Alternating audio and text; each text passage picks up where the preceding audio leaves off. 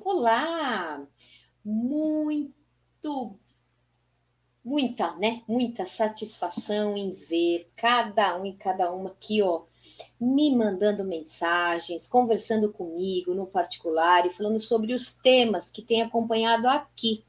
Então, estou muito, essa é a palavra certa, satisfeita de poder produzir esses materiais e ter essa tecnologia a nosso favor, disponibilizando todos os dias esse vídeo, esse e outros tantos aqui da nossa playlist sobre saúde mental, disponibilizar para toda essa comunidade que faz parte do desejo incomensurável de resgatar e de estar de posse das rédeas de sua vida através do autoconhecimento e do equilíbrio da saúde mental. Então é sempre um prazer. Meu nome é Stefânia Zonaro, sou psicanalista, pedagoga e escritora. E todos os dias ao meio-dia nós temos um encontro marcado aqui no nosso canal da Essência Master. Se você não é inscrito no nosso canal, como de praxe, todos os dias eu te convido a se inscrever aqui e compartilhe este vídeo e todos os nossos da nossa playlist. Se você está chegando aqui hoje, é o primeiro vídeo que está assistindo, todos os vídeos um complementam o outro. São vídeos curtos, pontuais e que têm o objetivo de trazer uma clareza para vocês. O espaço dos comentários está aberto, é bem-vindo. Deixe seus comentários, faça suas perguntas e deem as suas sugestões. E o nosso assunto de hoje, ele é um dos que eu mais gosto, porque na realidade ele é a base de qualquer intervenção terapêutica. E ao mesmo tempo, a base dos sintomas que desenvolvemos nas nossas saúdes, né, no nosso corpo físico, em como é que a gente interage com o mundo a partir dos sintomas que aparecem no nosso corpo físico, tá certo? Afinal de contas, tudo é vibração. Então, como eu falo, faço com o meu pensamento, é como eu vou gerenciar a realidade do meu corpo físico e da prosperidade nas mais diversas áreas, seja na saúde física, seja na questão financeira, seja na questão de relacionamentos ou qualquer outro relação que a gente tenha, que a gente possa colocar aí nesse lugar da prosperidade, tá certo? Então vamos lá, o nosso tema de hoje aqui é ganhos secundários, né? É um dos poucos assuntos trabalhados aí na internet, né? Por quê? Porque eu gosto de acompanhar as coisas que vão sendo faladas, né? E a gente tá num lugar dos assuntos relacionados à saúde mental um tanto quanto raso. E isso é preciso a gente levar em consideração que quanto mais raso nós tratarmos desse assunto com relação à saúde mental, menos nós vamos ter a oportunidade de sair das histórias repetitivas, por exemplo, de curar o nosso corpo. Afinal de contas, o nosso corpo, ele inteiro, ele é regenerativo e não degenerativo, né? Então, as doenças que vão se instalando no nosso corpo, elas não têm nenhuma relação com a idade. Nenhuma. E por que eu consigo afirmar isso para você? Porque cientificamente é comprovada a regeneração de nervos, de neurônios, de órgãos, né? A gente tem órgãos que se regeneram, como por exemplo o fígado, tá? Quando a gente retira um órgão do nosso corpo, a energia dele continua lá, ele continua com a energia daquele órgão. Nervos, né? A pele, quando a gente corta, quando a gente tem um ferimento, ela se regenera. Então, a olhos vistos, nós temos essa comprovação do nosso corpo ser regenerativo. Quando ele não se regenera, as questões celulares não se regeneram, é porque o nosso sangue está com as enzimas tóxicas. Então, torna muito ácido, ele torna um ambiente que não é propício a cura, né? Então, por isso que aqui no método de Essência Master, uma das nossas, né, grandes acolhidas aqui é o processo da autocura, né? Então, não é o remédio que nos cura, Não é as intervenções externas que nos cura, mas é quando a gente faz uma nova programação mental. E não estou falando aqui de pensamento positivo, tá? Quem pensou aí na hora que está assistindo o vídeo, é verdade, minha vida está um caos e eu vou ter pensamento positivo. Não estou falando disso. Estou falando que a nossa vida ela é baseada em o universo, é um cosmo, né? O que é um cosmo? As coisas elas caminham de forma harmoniosa, o universo todo. E nós fazemos parte desse universo, tá? Quem é que transforma de cosmos para caos? Os nossos pensamentos. Então, não estou dizendo que é para você olhar para situações de dificuldade financeira, de doenças ou de desequilíbrios mentais e ficar tendo pensamento positivo perante a essas dificuldades, tá? Mas é o contrário, quando eu começo a ter mais fé, mais aceitação, mais confiança, eu consigo começar a me desprender de tanto que eu fico ali grudada com esse universo das doenças, tá? Um grande exemplo que eu faço um convite assim, para você pensar, né? Dos ganhos secundários, por exemplo. Vamos supor que a pessoa tem um diagnóstico de diabetes, tá? É um diagnóstico de diabetes. Daquele momento em diante, ela fala: minha diabetes é emocional. Minha diabetes é quando eu passo nervoso. Minha diabetes. Então, o que ela está dando de recados para o inconsciente do outro? Não me deixe passar nervoso, faça tudo que eu quero. Olha aí um exemplo de um ganho secundário. Tá? E quando ela trabalha assim, ó, minha diabetes é minha, eu não vou soltar, é minha, né? Então eu tenho um apego àquilo, tá? E não, aí eu vou afirmar, a diabetes não se desenvolve para quem come açúcar, tá bom? Não é assim que funciona. Mas como eu falo, esse é um assunto para outros vídeos, né? Então, todas as doenças, elas começam no processo emocional. Então, por isso, quando a gente diz minha diabetes é emocional, eu estou sendo redundante até, tá? Então, vamos lá aqui continuar a entender o que é o ganho secundário. Então, vamos lá. Vamos começar com uma história de trauma, tá? Então, assim, traumas. Traumas são todas as situações que colocaram você em uma. Todas as histórias, aliás, na verdade, que colocaram você numa situação de conexão com o nosso cérebro primitivo, tá? Então, o que é o cérebro primitivo? É quando as amígdalas cerebrais atuam de forma muito presente. Que as amígdalas cerebrais, elas são elementos do nosso cérebro, eles são partes do nosso cérebro e que eles têm uma função de proteger, tá? Então, eles são responsáveis para dar um comando para o nosso corpo, dizendo assim: estamos em perigo, precisamos ou fugir ou lutar, tá? Então, o trauma é trauma. Vamos lá. Trauma não é quando eu quero esse lápis aqui, tá? Eu quero muito esse lápis azul. E aí, com essa flor bonita aqui, mas ela custa um dinheiro que eu não posso pagar, tá? Isso não é trauma. Isso tá dentro desse pensamento de derrota, de escassez, né? Que vem de geração após geração, que vem a partir das experiências que a gente vive e tem relação com as histórias também. Trauma não é isso, tá? Mas trauma é toda vez que a gente se coloca de uma forma inconsciente na situação de perigo. Por exemplo, se a gente encontra no nosso sistema familiar, tá?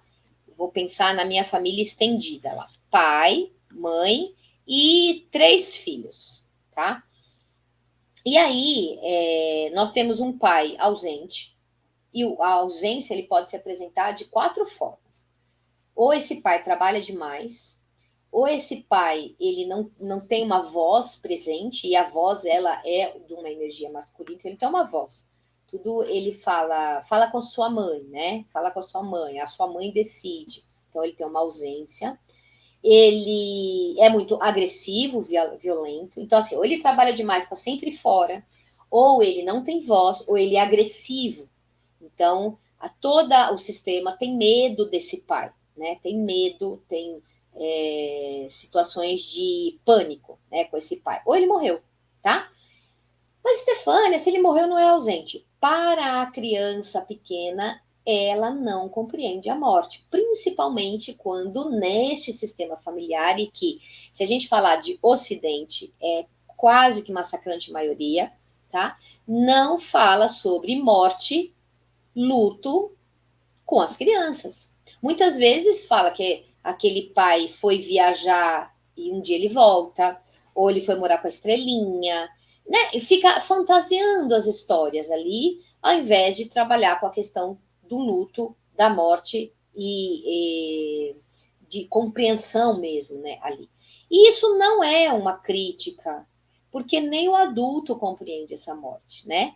Um dos grandes medos universais do ser humano é o medo da morte. Então, se o adulto também tem no seu inconsciente o medo da morte, torna-se mais difícil também trabalhar com a criança, tá? Então, são essas 4 possibilidades. Então, a gente tem lá um pai ausente, uma mãe anulada. Por que anulada?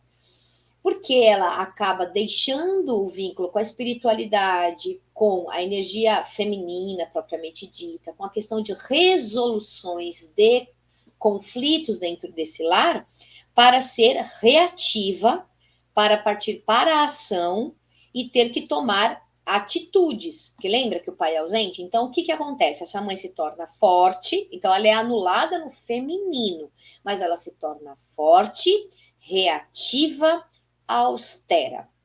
Então, o que acontece? Ela precisa que dê certo aquilo tudo. Ela se sente sozinha, sobrecarregada. E aí existe uma filha lá que vai mal na escola, tá? O que essa mãe faz? Ela vai chamar a atenção dessa criança e como ela coloca tudo nas costas dela, na conta dela, a questão de todo o gerenciamento, ela também coloca junto dessa cobrança com a filha toda a culpa que ela tem como mãe por estar no inconsciente dela recebendo um comando de falha, estou falhando, tá? E aí ela provavelmente vai triangular com uma outra filha do sistema e na triangulação ela vai juntar, porque veja bem, se o pai é ausente, a gente vai colocar outra pessoa para triangular. No vídeo anterior eu explico o que é triangulação, tá bom? Então, se você está chegando hoje, te convido a assistir o filme, o vídeo anterior, que eu falo sobre a questão da triangulação. E vai tomar a frente com essa criança menor, né? Vai a mãe e a filha tomar, ou o filho, tomar a frente com essa criança menor.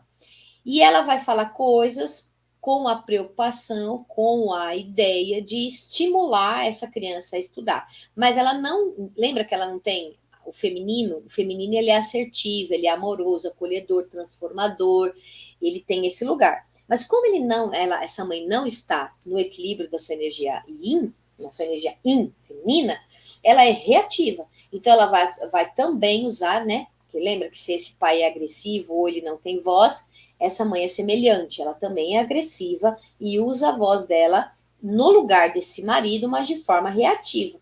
Então ela vai falar palavras duras, palavras agressivas, palavras grotescas, que ela vai colocar aquela criança num lugar de pensar assim: eu só posso ser amada se eu acertar tudo na prova. Se eu falhar, eu não sou amada. Isso aí é que são elas, tá? Ninguém sabe que isso aconteceu. Porque isso aconteceu lá com a criança pequena, a mãe fez na intenção de acertar, de realmente aparar as arestas para que aquela criança tivesse sucesso escolar. Tá tudo sobre a ordem, porque a família ela tem esse lugar de aprendizagem mesmo, de convivência, tal. Então, assim, tá tudo certo. Aparentemente tá tudo bem. Todo mundo levou uma bronca da mãe, todo mundo levou uma bronca do pai, todo mundo passou por uma situação semelhante a essa. Então, qual é a dificuldade de trabalhar a saúde mental? Você não é todo mundo. Então, não é porque todo mundo passou da sua convivência e leva isso de boa. Se você não leva, eu vou te explicar como que você não leva. Primeiro, se você tem muitas crises de rinite e sinusite, você não leva isso de boa. Então, a falha, se sentir acuado, a questão de não dar conta, de se sentir sobrecarregado, vai te desencadear uma rinite sinusite. Se você não tem rinite sinusite, você não tem esse trauma instalado. Por isso que não existe checklist. Cada né, tem o checklist do trauma, o checklist do TDAH, o checklist do TOD. Gente, vamos diminuir esse lugar, tá? É preciso que cada caso seja olhado com cuidado, com critério, tá? Para que você veja aí como está na imagem, tá? Quais são os altos e baixos, né? Então, assim, não existe o indivíduo no equilíbrio, tá? Vamos pensar aí nessa leitura dessa imagem, quando que é, né? Quando eu estou fazendo o exame cardíaco, né? Então, ele faz esses nuances. Quando a gente tem nesse exame cardíaco a linha reta, o que aconteceu com a pessoa? Né? A gente vê muito nos filmes. Titi, titi, titi, titi. Ó a semiótica aí, né? A linguagem não verbal. O que aconteceu com a pessoa se ela entrou assim nessa linha? Ela morreu. Tá? Então, isso é um símbolo que a gente nunca vai estar assim. Mas se a gente estiver muito assim, é estresse. Então, eu vou ter problemas lá de excreção de cortisol, adrenalina, muitas questões de ansiedade. Então, eu estou muito aqui, certo? Se eu não me sinto amada, eu caio para baixo, caio muito, certo? Não me sinto amada, não sei o que fazer, tenho muitas dúvidas, não tenho um caminho definido, não é depressão. Então, e aí, claro que ela se encontra ali, né? Não é que é depressivo e não vai ter ansiedade e o contrário é verdadeiro. Não. Uma pessoa depressiva tem picos de ansiedade, uma pessoa ansiosa tem também movimentos de depressão. Não, e depressão não é tristeza profunda. É muito cuidadoso, tem que tomar muito cuidado com a saúde mental. A saúde mental, ela não vem só desse planeta, gente. Estou te dando uma informação peculiar aqui nesse vídeo de hoje, tá? Porque justamente os ganhos secundários, ele vem de muitas e muitas outras linhas temporais que você viveu, né? E aí eu convido assim as pessoas, você acreditando ou não nisso, não muda. Não muda. Eu tenho pessoas que eu atendo que elas tinham um dogma religioso que não acredita em linhas temporais, por exemplo. À medida de que a gente foi fazendo as terapias, que a gente foi fazendo os processos de meditação, os exercícios, encontrando no mapa os remédios, a pessoa compreendeu que os dogmas religiosos que ela ali compactuava não faziam sentido para ela. Então, quando eu falo que a nossa saúde mental ela não está acoplada só no planeta, e daí que está o nosso desafio da gente tirar os véus, tirar as vendas dos nossos olhos e realmente fazer uma busca ativa mesmo, na raiz das nossos desequilíbrios emocionais, tá? Então, é muito importante isso. É importantíssimo.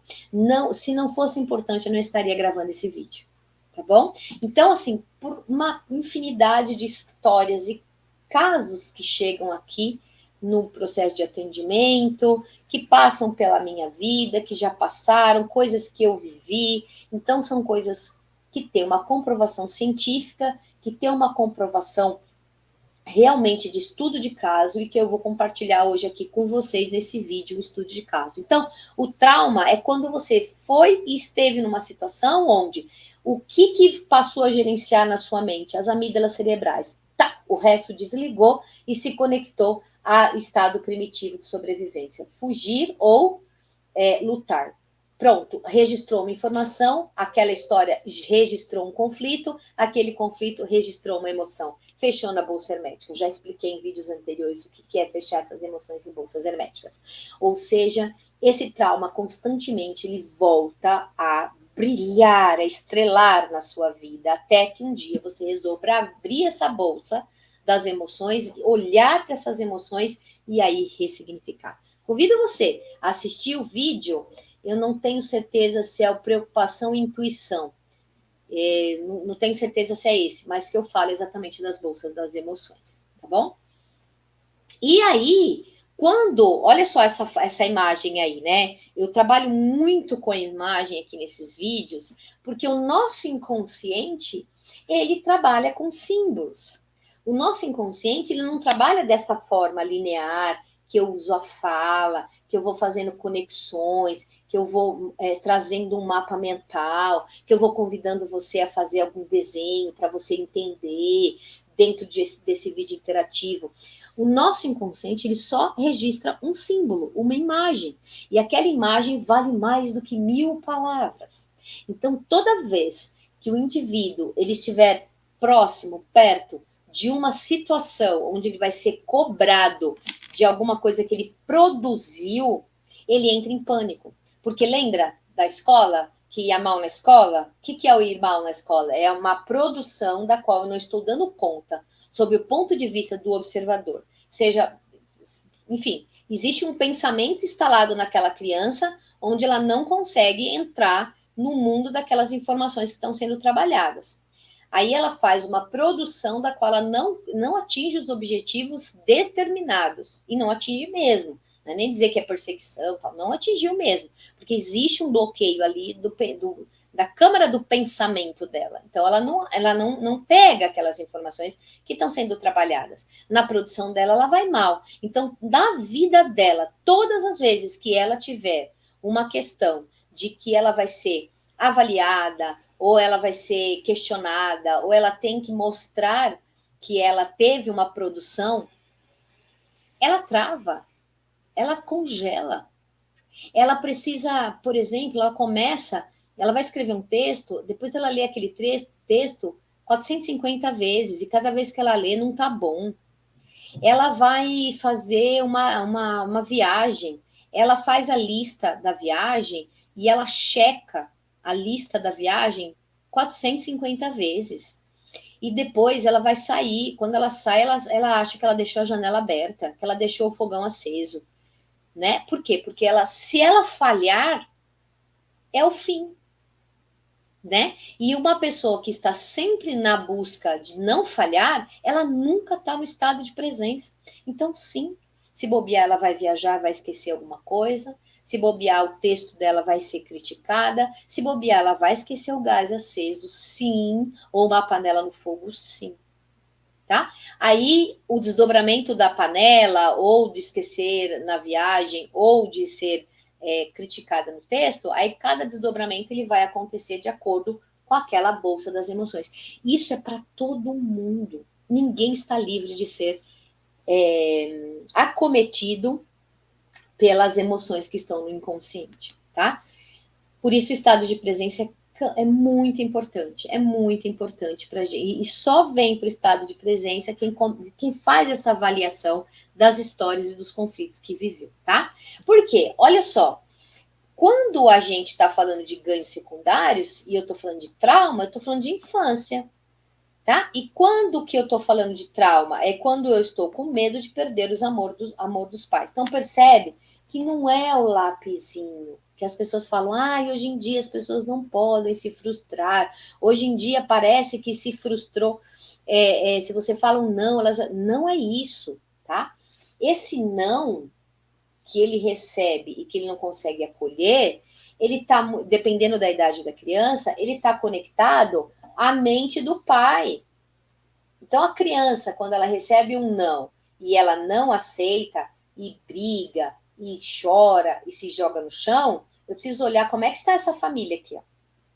Tá? Porque essa família aqui, ela tem uma conexão aqui energética com essa criança, vibracional. Então, dependendo da idade, ela vai estar na vibração da mãe, dependendo da idade, ela está na vibração do pai. A partir dos 15 anos, aí eu vou interagir com esse adolescente. Mas até os 14 anos e meio, qualquer criança que tenha dificuldade de ouvir um não, eu preciso trabalhar os pais. Não é a criança só. A criança vem junto com os pais, tá? Não tem como você fazer um acompanhamento até os 14 anos e meio só da criança. Não existe, tá? Mesmo porque, muito provavelmente, essa criança esteja se manifestando e lutando contra, por exemplo, a mentiras que acontecem dentro de casa. Então, a gente precisa trabalhar com esses adultos. Por exemplo, se ela tem um lar, vou falar uma história bem normal, que é normal acontecer isso. Parece que é normal, né? Mas olha o desenrolar disso.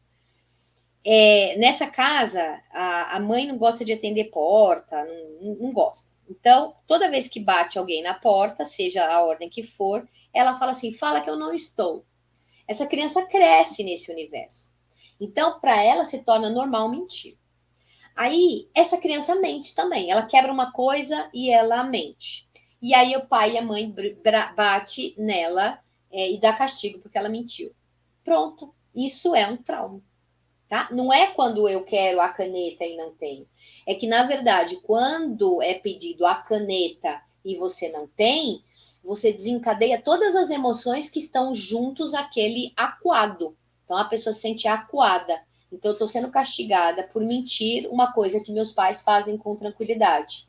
Certo? E quando eu quero isso daqui, eu não tenho acesso, eu não tenho poder. Então, eu estou acuado por falta. Então, é o acuado e quais as emoções desse acuado que vai desencadear essa criança deitar no chão e gritar, entendeu? E agora eu vou contar um caso aqui, resumidinho, para vocês, tá? De um ganho secundário. Então, existe uma pessoa, é uma moça, essa moça se casa muito jovem, com um marido escolhido pelos pais. Sim, é época atual, tá? Então, esse pai e essa mãe apoiam o relacionamento com este namorado da filha, porque a preocupação dos pais é que ela casasse para que ela pudesse seguir a vida dela. Isso acontece numa família de classe média baixa e que entende que o casamento pode ser uma possibilidade de salvá-la da pobreza, da miséria, enfim, tá? Aí esta moça se casa e esse moço, que é o marido dela, se mostra bastante violento, então agressivo fisicamente. E aí, verbalmente, fisicamente. E aí ela ouve da mãe dela, né, algumas vezes, que o casamento é difícil mesmo, que o casamento é feito de desprendimento, principalmente o feminino, e fala histórias e conta histórias de que o casamento dela também foi sofrido. Lembra? Né? Eu tenho a minha filha, meus pais incentivam a casar porque a minha vida financeira da minha família estendida é difícil. Então, esses pais, ele tem também essa necessidade de empurrar com a barriga as situações, certo? E daí ela cresce, tem um filho, tem 2, tem 3, tem 4 filhos. E ela começa, então, a fazer exatamente aquilo que os pais tinham muito medo que acontecesse. Trabalha muito.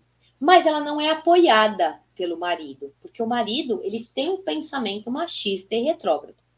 Então, para ele, mulher não trabalha. Lembra da mãe, a repetição da história da mãe. A mãe não trabalhava, o pai trabalhava, situação difícil, minha filha casa para melhorar de vida.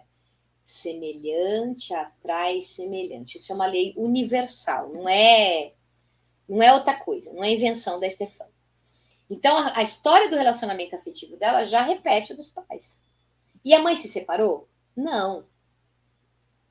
Manteve. O pai se separou? Não. Manteve. A única solução é a separação? Talvez não. Talvez sim. Cada caso é um caso. Não podemos determinar aqui a situação a ser apresentada é a separação. Mas quando há escassez financeira é porque há desequilíbrios dentro das energias yin e yang, tanto da esposa quanto do marido. Então, precisa olhar. Então, não necessariamente a separação, mas é preciso olhar com o processo terapêutico.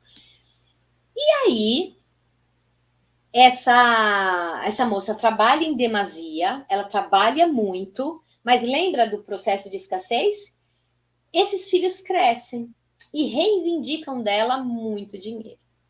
Então, tudo que ela trabalha, ela acaba pagando coisas para os filhos. Não sobra muito para ela. Então, ela trabalha muito e sobra. É um trabalho onde ela não estudou profundamente, não é um trabalho que é acadêmico, e ela trabalha e entrega tudo para esses filhos. Ok.